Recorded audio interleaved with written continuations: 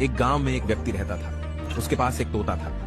एक दिन उस व्यक्ति को काम से दूसरे गांव जाना था। ये बात तोते को पता चल गई। उसने अपने मालिक से कहा, जहां आप जा रहे हैं वहां मेरे गुरु तोता रहते हैं, क्या आप उस तक मेरा एक संदेश पहुंचा देंगे? मालिक ने जवाब दिया, हाँ जरूर। तो तोते ने गुरु तोते के लिए संदेश दिया, आजाद हवाओं में सांस लेने वाले के नाम, एक बंद तोते का सलाम।